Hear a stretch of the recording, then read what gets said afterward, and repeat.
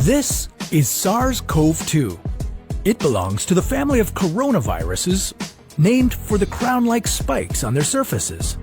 SARS-CoV-2 can cause COVID-19, a contagious viral infection that attacks primarily your throat and lungs. What actually happens in your body when you contract the coronavirus? What exactly causes your body to develop pneumonia? And how would a vaccine work? The coronavirus must infect living cells in order to reproduce. Let's have a closer look. Inside the virus, genetic material contains the information to make more copies of itself. A protein shell provides a hard protective enclosure for the genetic material as the virus travels between the people it infects. An outer envelope allows the virus to infect cells by merging with the cell's outer membrane. Projecting from the envelope are spikes of protein molecules. Both a typical influenza virus and the new coronavirus use their spikes like a key to get inside a cell in your body, where it takes over the cell's internal machinery, repurposing it to build the components of new viruses. When an infected person talks, coughs, or sneezes, droplets carrying the virus may land in your mouth or nose and then move into your lungs. Once inside your body, the virus comes in contact with cells in your throat, nose, or lungs. One spike on the virus inserts into a receptor molecule on your healthy cell membrane like a key in a lock. This action allows the virus to get inside your cell. Next, the virus travels inside a sac made from your cell membrane to your cell's nucleus. That's where your cell houses all its genetic material. Then, the viral envelope and cell membrane sac combine, allowing the viral genetic material to leave the sac and enter the nucleus.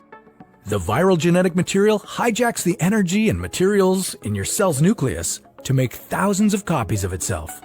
Some of the genetic material moves out of the nucleus, then attaches to the protein-building parts of your cell called ribosomes. These then use information from the genetic material to make other viral proteins, such as the spike protein. A packaging structure in your cell then carries the spikes in vesicles, which merge with your cell's outer layer, the cell membrane. All the parts needed to create a new virus gather just beneath your cell's membrane. Then, a new virus begins to bud off from the cell's membrane. Now, with the virus spreading in your body, how can you develop pneumonia symptoms? For this, we'll have to look into your lungs. Each lung has separate sections called lobes. Normally, as you breathe, air moves freely through your trachea or windpipe, then through large tubes called bronchi, through smaller tubes called bronchioles, and finally into tiny sacs called alveoli. Your airways and alveoli are flexible and springy. When you breathe in, each air sac inflates like a small balloon. And when you exhale, the sacs deflate. Small blood vessels called capillaries surround your alveoli.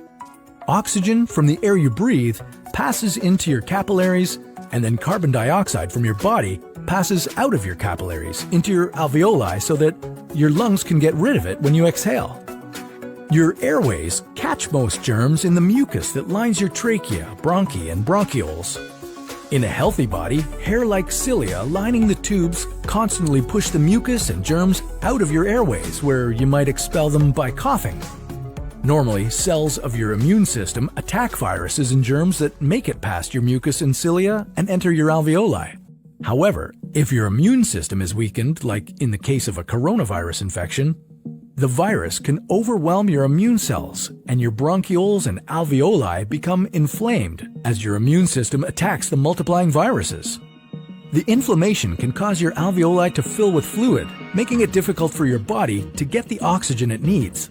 You could develop lobar pneumonia, where one lobe of your lungs is affected, or you could have bronchopneumonia that affects many areas of both lungs. Pneumonia may cause difficulty breathing, chest pain, coughing, fever and chills, confusion, headache, muscle pain, and fatigue.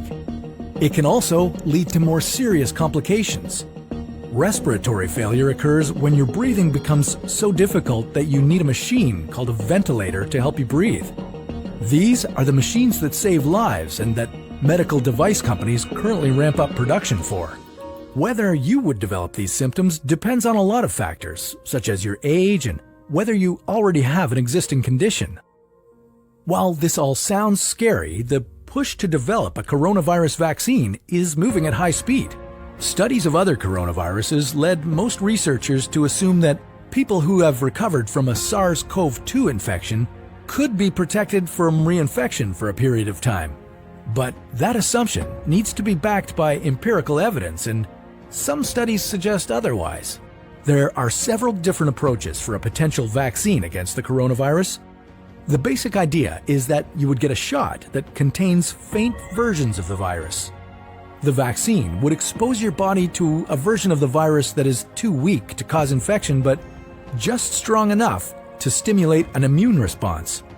Within a few weeks, cells in your immune system would make markers called antibodies, which would be specific for only the coronavirus, or specifically its spike protein.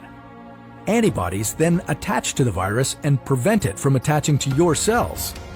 Your immune system then responds to signals from the antibodies by consuming and destroying the clumps of viruses. If you then catch the real virus at a later stage, your body would recognize it and destroy it. In other words, your immune system is now primed. Collecting evidence on whether this will be possible, safe, and effective is part of what's taking researchers so long to develop a vaccine. It's a race against time to develop a vaccine amid a pandemic. Each step in vaccine development usually takes months, if not years. An Ebola vaccine broke records by being ready in 5 years. The hope here is to develop one for the new coronavirus in a record-breaking 12 to 18 months. While all of this will take time, stay home if you can, to protect the most vulnerable. And don't forget to wash your hands for at least 20 seconds and as often as possible. Now, what would happen if you didn't do that for an entire year? Well, that's a story